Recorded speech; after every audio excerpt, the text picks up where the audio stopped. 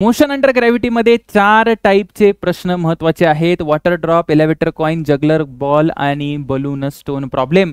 या व्हिडिओमध्ये आपण एलिव्हेटर कॉइन कव्हर केले, बाकीचे 3 तुम्हाला प्लेलिस्ट मध्ये मिळून जातील. ठीक आहे, चला सगळ्यात पहिले प्रश्नाची लँग्वेज तुम्हाला कळायला हवी की प्रश्न काय म्हणतोय. तर प्रश्न जरा नीट वाचा. काय म्हणतोय? एन एलिव्हेटर म्हणजे एक लिफ्ट आहे in which a man is standing. त्याच्यामध्ये एक व्यक्ती उभा आहे आणि ते एलिव्हेटर वरती चाललंय. Constant acceleration 1 metre per second square.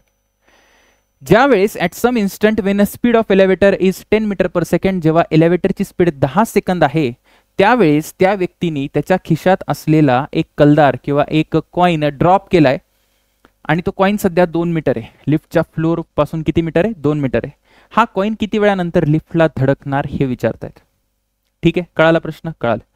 सगळ्यात पहिले असे प्रश्न सॉल्व करताना तू एक गोष्ट नेहमी लक्षात ठेवायचं की हे नेहमी रिलेटिव्हचा कन्सेप्ट वापरणार आहे. तू हा रिलेटिव्ह मोशनचा प्रश्न आहे.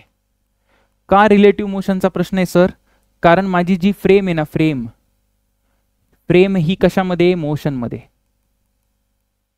म्हणजे आता मला काय करावं लागेल? सगळा ॲनालिसिस लिफ्टच्या आतून करावं लागेल. म्हणजे मी इथे कुठेतरी लिफ्टच्या आतमध्ये बसतो आणि ॲनालिसिस करतो. चला सगळ्यात पहिले मला सांग, ॲक्सेलरेशन ऑफ कॉइन किती असेल? कॉइनचं ॲक्सेलरेशन किती असेल? त्यासाठी रिलेटिव्हचा कन्सेप्ट माहिती पाहिजे. मी थोडक्यात सांगतो. ॲक्सेलरेशन ऑफ कॉइन काढायचं असेल कुठल्या फ्रेममध्ये? हे सगळं चालू आहे लिफ्ट फ्रेममध्ये. ठीक आहे, तर कॉइनचं ॲक्सेलरेशन आधी जी आहे खाली, बरोबर आहे. लिफ्टचं ॲक्सेलरेशन किती आहे? वरती आहे ए. तर रिलेटिव्ह मध्ये आता या लिफ्टच्या फ्रेम मधून जर मला बघायचं आहे या कॉइनला, तर मी काय करतो? लिफ्टला थांबवतो आणि हे ॲक्सेलरेशन उलट करून कॉइनला देतो. म्हणजे कसं दिसायला पाहिजे बघ. आधीच जी ॲक्सेलरेशन होतं आणि अजून एक ए होतं, म्हणजे हे आलं पाहिजे G+A. हे माहिती आहे की नाही तुला रिलेटिव्ह मध्ये? अरे 2 ट्रेन अपोजिट डायरेक्शन येत असले तर तुला एका ट्रेन मधून बघितल्यावर दुसऱ्या ट्रेनची स्पीड वाढलेली दिसते, कारण स्पीडचं ॲडिशन होतं. हे तसंच आहे. आलं लक्षात? हो सर, आलं लक्षात. आता जर हे लक्षात आलं तर मग ॲक्सेलरेशन ऑफ कॉइन किती आहे मला सांग. ॲक्सेलरेशन ऑफ कॉइन किती आहे? ॲक्सेलरेशन ऑफ कॉइन झालं सर A = G+A'. AC म्हणतो मी याला, G+A. आलं. G+A म्हणजे किती आहे? A+C म्हणजे 10 + 1 हे आहे 11. इथपर्यंत आलं. आता मला याच पद्धतीने सांग की इनिशियल वेलॉसिटी ऑफ कॉइन किती आहे? UC. Initial velocity of coin किती आहे? 0 आहे. का 0 आहे मी तुला सांगतो. याचं कारण आपण लिहू काय की both coin and lift are moving with same speed. तो जो कलदार आहे ना, तो कलदार माणसाच्या हातात आहे. जेव्हा ड्रॉप केला त्याच्या जस्ट आधी माणसाच्या हातात होता. माणूस जो लिफ्टचा पार्ट आहे, जर माणूस किंवा लिफ्ट 10 वरती चालली आहे तर कलदार सुद्धा 10 वरती चालला असेल. म्हणून त्या दोघांची म्हणजे लिफ्ट मधून बघितल्यावर मला सुरुवातीला कॉइन रेस्टला दिसेल. आलं लक्षात? हो सर, लक्षात आलं. आता काही करायचं नाही बेटा तुला. आता सरळ फॉर्म्युला लाव. H = UT + ½ AT². झालं. ॲक्सेलरेशन ऑफ कॉइन इंटू हे इनिशियल वेलॉसिटी. तर H किती आहे? H दिलाय का त्यांनी? 2 मीटर. लिहून टाक 2 मीटर. मी खाली पॉझिटिव्ह घेतलंय. 2 = हे 0 आहे. T मला माहिती नाही. +½ इंटू A ची व्हॅल्यू काय? G टाकू नको, इथे 11 टाक. ठीक आहे. आणि T². इथून जर तू T कॅल्क्युलेट केला तर तुला किती होऊन जाईल? देअरफॉर T = 4/11 C उत्तर यायला पाहिजे. आलं लक्षात? हो सर, लक्षात आलं. आता अजून एक गोष्ट काय, जर ही लिफ्ट इथे जर तुला रिटार्डेशन दिलं असतं तर तू काय केलं असतं? रिटार्डेशन. लिफ्ट वरती चालली आहे मात्र रिटार्ड होते, म्हणजे निगेटिव्ह ॲक्सेलरेशन. काहीच करायचं नाही, या जागी डोकं लावायचं नाही बिलकुल. तू असंच कन्सिडर करशील की लिफ्ट वरती चालली होती. ॲक्सेलरेशन ऑफ कॉइन आजही G+Aच येणार आणि इनिशियल वेलॉसिटी ही 0 येणार कॉइनची. ठीक आहे, कारण स्पीडमध्ये काही बदल झालेला नाहीये. ॲक्सेलरेशन ऑफ कॉइनसाठी मात्र तू लिहिशील 10 + A च्या जागी फक्त -1 टाकायचा. का? कारण ते रिटार्डेशन आहे म्हणून. येते का लक्षात? हो सर, लक्षात आलं. म्हणजे बेटा इथे येईल ॲक्सेलरेशन ऑफ कॉइन आलं 9 आणि हे UC आला. इथून तुम्ही आता टाइम काढू शकता. टाइम किती येणार आहे? तर टाइम असतो √2H/G' किंवा जो काही ॲक्सेलरेशन आहे तर 2 × H ची किंमत किती आपल्याला माहिती आहे? 2 डिवायडेड बाय नवीन ॲक्सेलरेशन आहे 9, म्हणजे हे आलं किती? 4/10 9चा रूट म्हणजे 2/3 सेकंद. काही पण करू द्या, तुला काही फरक पडणार आहे का? बिलकुल पडायला नको. जर जर इथे म्हटलं असतं की लिफ्ट खाली चालली आहे, लिफ्ट खाली चालली आहे, कितीने खाली चालली आहे सर? तर लिफ्ट खाली चालली आहे 10 मीटर पर सेकंडने. तर अशा वेळेस कॉईनची वेलॉसिटी आता पण रिलेटिव्ह काय घेतली असती? 0 घेतली असती. कारण लिफ्टच्या आतमध्ये, म्हणून त्याच्या रिलेटिव्ह स्पीडला काही फरक पडत नाही. आलं लक्षात? हो सर, लक्षात आलं. चला, हा प्रश्न काय म्हणतोय? In an elevator in which a man is standing is moving upward with a constant speed. इथे कॉन्स्टंट स्पीड असा शब्द वापरला आहे त्यांनी डायरेक्ट. कॉन्स्टंट स्पीडचा अर्थ काय होतो बेटा? ऍक्सेलरेशन 0 आहे. बरोबर आहे का? हो सर.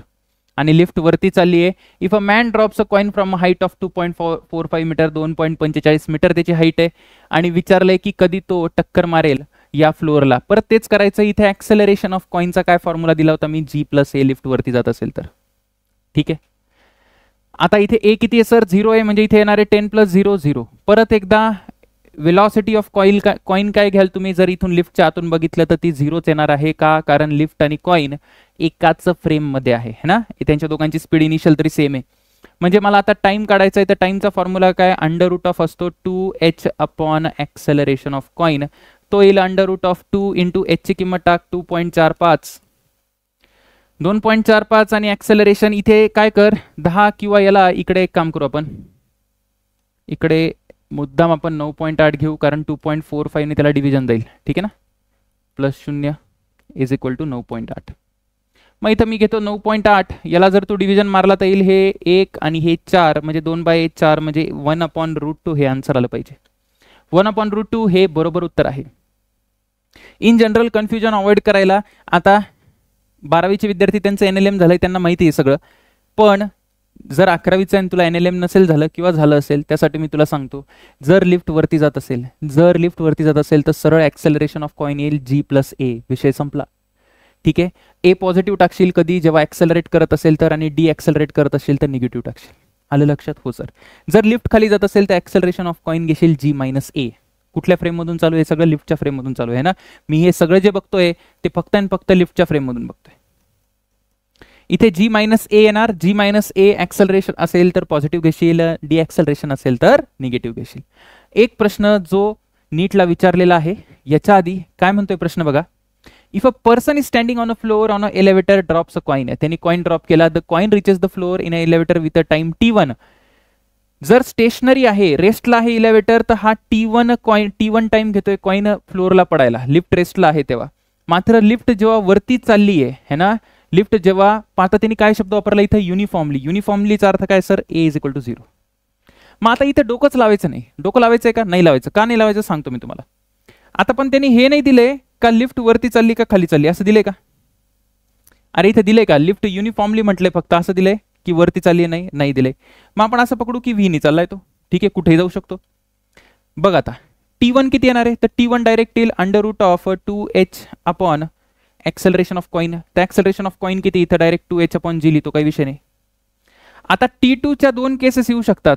एक ही केस आहे आणि ही एक दुसरी केस आहे. या केसमध्ये काय लिहू शकतो मी? √2h/G+A. ही कधीची घ्यायची? ही कधीची घेशील तू? ही घेशील जेव्हा लिफ्ट वरती चालली है ना. ही लिफ्ट वरची केस आहे.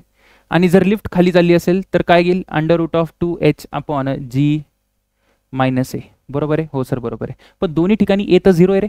A तर 0 आहे कारण कॉन्स्टंट स्पीड आहे. याचा अर्थ इथे काय येणार आहे? √2h/G.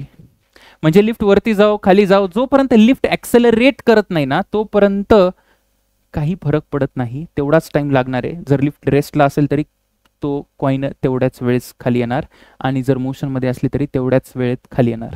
आलं लक्षात? ही जी स्पीड आहे, हे का झालं माहिती का? हे यामुळे झालं बेटा, कारण UC ची किंमत जी आहे ना ती 0 आहे. या दोघांमध्ये जर रिलेटिव्ह स्पीडच नाहीये तर मग कायच अर्थ आहे रे? रिलेटिव्ह स्पीड नाहीये म्हणजे हे रेस्ट असल्यासारखंच आहे. आलं लक्षात? हो सर लक्षात आलं. चला, अशा पद्धतीने आपलं कॉइन एलिव्हेटरचे प्रॉब्लेम झालेले आहेत. ठीक आहे, ऑल द बेस्ट.